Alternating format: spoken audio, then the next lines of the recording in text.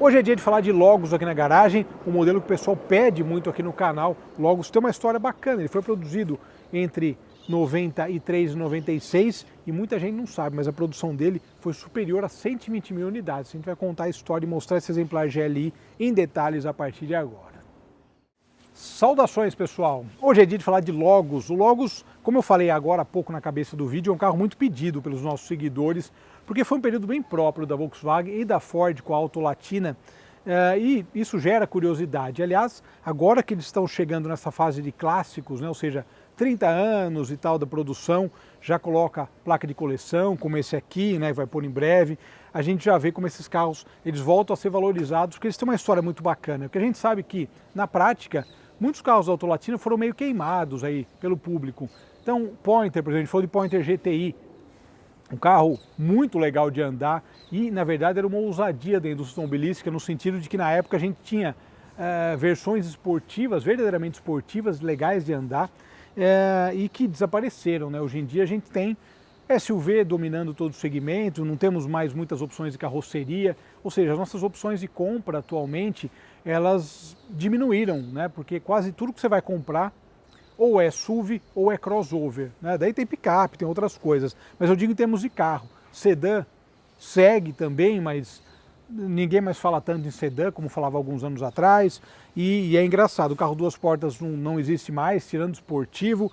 Ok, algumas coisas a gente entende, algumas mudanças de mercado, como nos anos 80, que eu sempre falo aqui, né? A pessoa prefere duas portas ao invés de quatro, mas são coisas do momento. Mas eu digo em termos de opções de carroceria, por exemplo, opções de modelos diferentes e tal, né? Tudo que a gente vai tendo atualmente no mercado e pelo que a gente vê futuramente, vai ser SUV e crossover, basicamente, né? Até a Stock Car passou por uma mudança, agora é um SUV também, Stock Car, e deixou de ser V8 também, incrível. Mas enfim, são mudanças que vão ocorrendo. A Auto Latina tem uma história bacana, porque assim, ela trouxe um certo equilíbrio, né, para alguns carros, por exemplo, o XR3, que a gente já falou aqui dos dois, o CHT e do AP 1.8, com o AP 1.8, na mesma mecânica do GTS, logicamente que o XR3 ganhou aquele toque de esportividade que ele não tinha. Por outro lado, a gente sabe que muita gente, até que eu conheço, que gosta de Ford e de Escort, e de outros modelos da Ford, Del Rey e tal, gosta da fase com o CHT. Del Rey tem muita discussão sobre isso. O AP 1.8, o carro ficou um pouco melhor em termos de velocidade e tal, mas o CHT é um motor mais clássico, conhecido pela manutenção baixa também, enfim, não que o AP não seja, mas tem essa questão. Gente falando, pô, mas CHT é Ford e o AP é Volkswagen, essa briga de marcas também. Então é muito engraçado como muitas vezes a Auto Latina, o que ela colocou no mercado, ela acabou gerando, digamos assim, divergências de opiniões na época e agora. Na época até muita gente falava que tinha sido bem melhor, uns R3 1.8, mas agora que eles são colecionáveis, já entrou naquela coisa, pô, um 8485 é mais clássico o MK3, porque tem CHT, enfim. Eu gosto dos dois, mas logicamente é uma questão interessante para discutir. E a Auto Latina foi criando vários modelos diferentes, né? A gente sabe Versalis, Verona e Apollo, né, os gêmeos de pais diferentes, Pointer e o Logos, para falar principalmente dessas criações.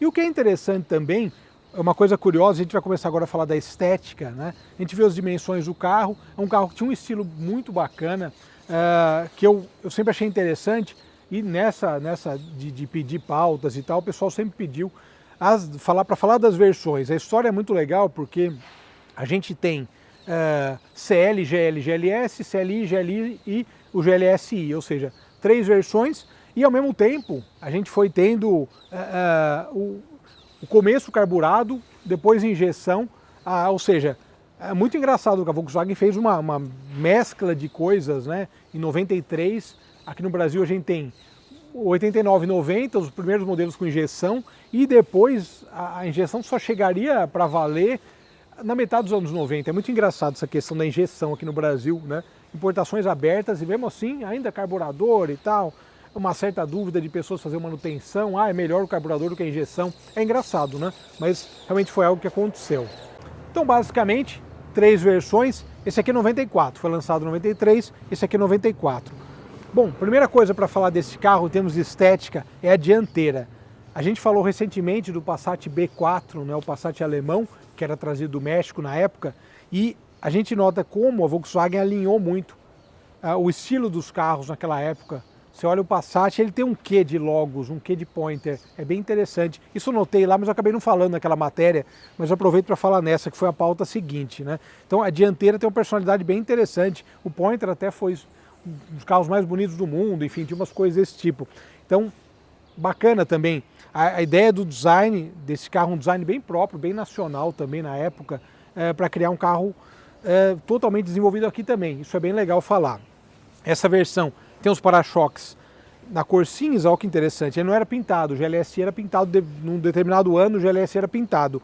Tanto que tem o Wolfsburg Edition, o pessoal pede muito, se tiver um, manda aí umas fotos, que é a última versão, né, uma versão bem especial, que é um carro bem legal, ele tem umas rodas diferentes, que eu também acabo gostando bastante do estilo. Seguindo por aqui, uma característica de muitos carros da época aqui no Brasil, rodas de 13 polegadas. Curiosamente, é engraçado, né? Roda 13, na versão básica com calota, na versão GLI, o GL ele tinha opcionais que a pessoa podia ir colocando, mas essas rodas são 13 e 14, saiu o Wolfsburg, encheu um pouquinho a caixa de roda e ficava bom. Outro diferencial dessas versões, ou dessa versão intermediária, essa borracha na lateral também que complementa aí o estilo todo. Outra coisa curiosa, a gente vai ver lá dentro, né? As características daquele completo menos ar, é exatamente esse carro, ele tem um monte de opcionais, né, mas não tem direção hidráulica nem ar-condicionado. É curioso, né? O cara vai comprar o carro e fazer exatamente dessa forma, mas enfim, uma escolha da época. E fechando a parte traseira, que também eu acho ela bem acertada, né? Então, os destaques aqui, uma coisa que eu gosto muito, esse conjunto óptico é bem legal, ele é um carro bem desenhado, sempre achei isso, desde a época, eu sempre achei o Logos e o Pointer carros, a frente conversa com a traseira, o design dele é muito bem resolvido, isso é uma coisa interessante. Diferencial aqui, 1.8 litro, né, 1.8 na tampa traseira, novamente diferencial das versões na época. CL 1.6, GL 1.8 e depois o GLS, que era o motor 2 litros. E mais duas coisas que vale salientar na época, brake light, que é uma coisa que uma época os carros traziam, era um diferencial, e também uma coisa que eu gosto muito, o acionador aqui da abertura, né, fechadura, que fica bem colocadinha dentro dessa faixa na tampa do porta-mala. Eu acho que é um detalhe tão sutil e tão bem feito que chama atenção também o cuidado do projetista para fazer isso exatamente nesse local. E chegamos a uma parte interessante que muitas pessoas gostam de ver, que é o porta-malas. Os caras são 508 litros. Olha o tamanho do porta-malas desse carro. Carro realmente familiar, né? Mas além do porta-malas, os carros do Rafael têm uma característica legal, que é um vasto histórico de coisas de época, cara, que são bem apaixonantes de mostrar. Bom, manual de instruções, uma coisa legal, né? Sempre interessante. Manual de instruções, uma coisa que as pessoas perdem com o tempo, não sei o que acontece, é engraçado. Olha esse bottom que o cara ganhava na época comprando um Logos. Ah, fantástico, um detalhe interessantíssimo, né? Isso aqui, ó, que interessante, eu falei agora da diferença do álcool e da gasolina, né? As diferenças de desempenho também, ó, velocidade máxima 156, 162, né? Os comparativos de época, 4 rodas de época, ó, tudo que você precisa saber sobre o novo Volkswagen, um médio com jeito e espaço de carro grande, é exatamente o que a gente está notando aqui na nossa avaliação. Então tem aqui catálogo de época, propaganda, propagandas também de época, olha só que interessante, olha que legal. Ele chegou nas ruas o estilo dos próximos anos, olha só que legal. Bem interessante, uma edição especial de lançamento da Volkswagen. Cara, essas coisas são muito legais, vou mostrando linha de montagem, embreagem Sachs, né? Ou seja, bem legal, olha só. Cara, é muita riqueza ter esse material todo, né? Olha só. Rainer Wolf, gerente executivo de marketing da Volkswagen na época. Fantástico. Olha só. Muito legal, né? A Almap, que até hoje, né, cuida do marketing da Volkswagen. E uma coisa que diz diretamente ao meu trabalho, que é... Olha, isso aqui é uma riqueza, hein? O pessoal mais antigo do jornalismo automotivo. Olha só que bacana. O estilo dos próximos anos. E daí aqui tem todo o material, né? Uma coisa que o proprietário comentou comigo é, esse aqui é um 2.0 Um GLSI carburado, olha só. Fantástico, né? Olha só que interessante o que vinha. Esse sistema de áudio da época é bem raro de encontrar também. Mas aqui tem todo o material de imprensa, né? Acabamento, isso aqui, os releases que a gente recebe virtualmente agora, é muito legal, né, cara? Mesmo que na época, em 94, que é o ano desse carro, eu tinha 14 para 15 anos, né? Então, você ter um material desse de imprensa da época é sempre algo muito especial. Consumo, números de desempenho, enfim, tá tudo aqui, acabamento, itens de série. Cara, isso aqui é um material extremamente rico e é uma satisfação poder ver isso e mostrar, logicamente, deixar eternizado aqui em vídeo. Falando agora da parte interna, vou começar por um detalhe interessante de acabamento. A gente sempre fala de carro novo aqui aos sábados e eu sempre falo de acabamento. Então aqui, esse é o carro dos anos 90. Temos plástico, sim, mas olha o detalhezinho sutil que tem aqui, tá vendo? Numa versão intermediária. É uma coisa que poderia ter em versões mais completas também aqui no Brasil atualmente, né? É uma peça plástica, o plástico impera, claro, mas a gente tem uns detalhezinhos que fazem diferença, a sutileza. Agora olha só que interessante, uma das coisas mais legais desse carro é que tinha opções de combinação de interior, né? Olha que legal, esse carro é marrom, então a combinação externa com a combinação interna, cara, dá uma olhada, não só no estado geral, foi um trabalho grande feito nesse carro, mas ó o que a gente tem aqui, olha esse carpete, cara, olha esse carpete, ó, incrível, né? Cara, dá gosto realmente. E banco confortável, bancos confortáveis também, olha que interessante, vou girar aqui, olha que painel bonito. Cara, esses carros são bem legais, né? A gente vê, na época existiu muito preconceito, mas olha que carro interessante. Falando em termos até de ergonomia, primeiro painel, né? Tem contagiros, enfim, as famosas luzes espia, o detalhe aqui também, ó, nos faróis também, ergonomia boa nesse ponto, detalhe da buzina, olha que interessante aqui, ó, ergonomia, ventilação, nós temos aqui toca-fitas e o câmbio de 5 velocidades, olha que legal, esse console bonito também, né? E os vidros elétricos aqui, bem colocado também os botões. E o aproveitamento do espaço também, ó, assim como no Passat, olha só, o painel é até mais recuado aqui atrás, então quem vai na frente acaba tendo um espaço extra aí para as pernas. Mas olha que bonito esse acabamento marrom, fiquei maravilhado quando ele me mandou as fotos desse acabamento e dessa cor do interior do carro. O interior monocromático é muito bonito, né? O interior marrom, muitas vezes o interior azul, cara, dá um complemento fantástico para o carro. Olha o chaveirinho Bosch, que bacana, bem legal, realmente um belo automóvel. E aqui nós temos o motor de 1,8 litro, conhecido já dos brasileiros, motor amado aí pelos consumidores Volkswagen, realmente muitos predicados. E duas coisas bacanas, esse motor, esse aqui é a gasolina injetado, tem 88 cavalos. A versão a álcool era carburada, tinha 98 cavalos, mas é engraçado, um carburador eletrônico da Volkswagen, que tem gente que gosta e tem gente que não gosta também. Mas olha o estado geral de cuidado desse carro, dá uma olhada, olha isso. Parece que saiu da concessionária recentemente, né? Olha só que legal, fantástico.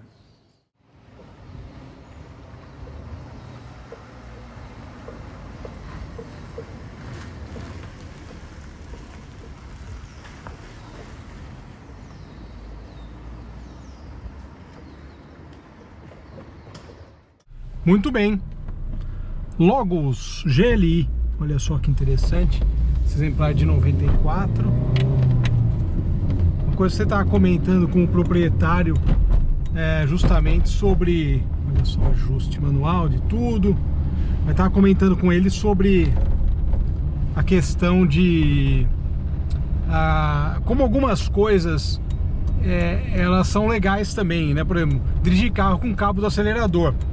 Ele já tem aquela resposta mecânica, né, física, que você conecta, pisou no acelerador, ele já responde, é bem interessante.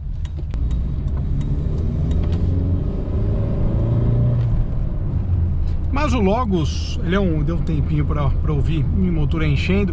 O Logos é um carro que eu sempre achei interessante, mas ele surgiu num contexto bem próprio, né? A Auto Latina, ela foi um período aqui do Brasil que ela tem... As pessoas, de modo geral, com a Auto Latina tem uma relação de amor e ódio. É muito engraçado, né? Porque você tem carros bem legais, até em termos de acabamento, né? O Versalhes, Royale, pô, sensacional Royale. E daí você tem projetos que muitas vezes não tiveram aquele sucesso comercial todo, apesar que eu não sabia também, quando ele me falou, pô, a produção total desse carro foi superior a 125 mil unidades, né, exemplares. Eu falei, cara, durante 3 anos. Ou seja, então a produção foi razoável, né? O tamanho a quantidade, volume, né, de produção foi razoável, se você for pensar. Eu achei bem interessante.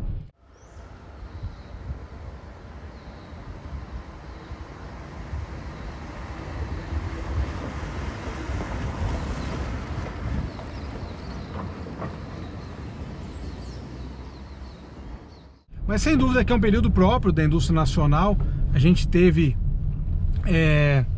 essa união entre Volkswagen e Ford, dividindo tecnologia. É curioso que, na verdade, a gente nota que basicamente a impressão que se tem olhando de fora é que a Ford, na verdade, acabou ficando com a tecnologia da Volkswagen, né? Não sei se a Volkswagen acabou ganhando alguma coisa de acabamento. A gente falou de um GLSI 9394, né? Esses carros eram sinônimo de conforto, também de acabamento muito bem feito.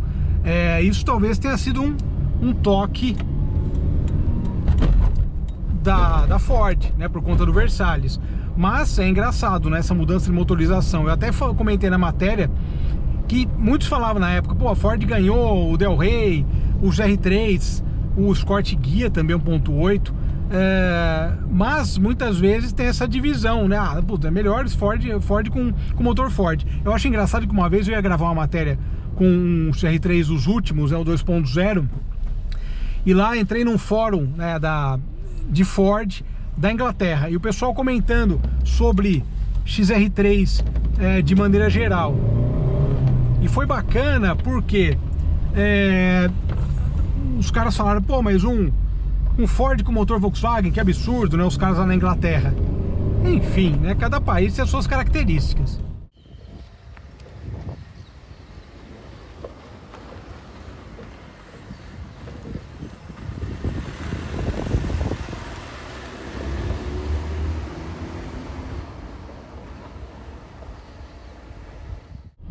Cara, mas esse carro que tem uma dirigibilidade muito boa, o conhecidíssimo e sempre elogiado câmbio da Volkswagen, aliás, a combinação, né, de câmbio com embreagem, realmente perfeita, bem casada, enfim, é um conjunto no qual a Volkswagen fez a sua fama, e é uma fama que existe realmente, sabe? Aquelas coisas, né, que você faz. E a ergonomia desse carro que eu comentei, cara, tá tudo à mão. Pô, fantástico, realmente incrível. E uma delícia de guiar, né? Ele falou, completo menos ar. É isso, né? E menos ar e direção hidráulica. A direção um pouco pesada também, era uma coisa que os meus colegas de imprensa da época comentavam, mas nada demais, né? Enfim. Mas é um carro bem analógico nesse ponto, né? Isso que é bem legal, né? Um carro com 30 anos e lógico, sem aquela tecnologia toda que a gente foi vendo com o passar dos anos. Isso também dá uma satisfação de guiar. Mas bem acertado, esse motor 1.8, eu comentei, versão injetada 88 cavalos, a versão carburada 98, mas a álcool, né? Então a versão gasolina 88 e a versão a álcool, né? Na época chamado álcool, ninguém falava etanol, 98. Mas bem legal, né? Um carro realmente que acaba somando a dirigibilidade, né? Injeção de um ponto só, monoponto. E o que é bem interessante desse projeto especial, desse carro, que virou um projeto do proprietário, né? Ele fez um trabalho grande aqui, quase de restauração, desmontou o carro inteiro, por isso que ele está nesse estado todo, né? Ele comprou o carro, tinha uma baixa quilometragem e tal, ele tá com 70 mil agora, mas o carro tá mais judiadinho. Daí ele fez esse trabalho todo excepcional e o carro voltou aí realmente a algo incrível, muito bom de guiar, aquele carro firme para guiar, realmente dá para imaginar. Na época foi um contexto próprio, a Autolatina, surgiram outras opções, e depois ele caiu meio que, não é descrédito, mas ele acabou sofrendo um pouco depois no mercado de usados, mas é um carro bem legal, né? Sem dúvida nenhuma. Obrigado pela audiência, eu já vou me despedindo, dar mais uma volta, lógico. Cara, que carro redondo. E essas ruas nossas não mudaram nada em 30 anos, né? Talvez pioraram eventualmente. Obrigado, pessoal, grande abraço. Tchau, tchau. Nossa, esse câmbio aqui é um absurdo. Fantástico.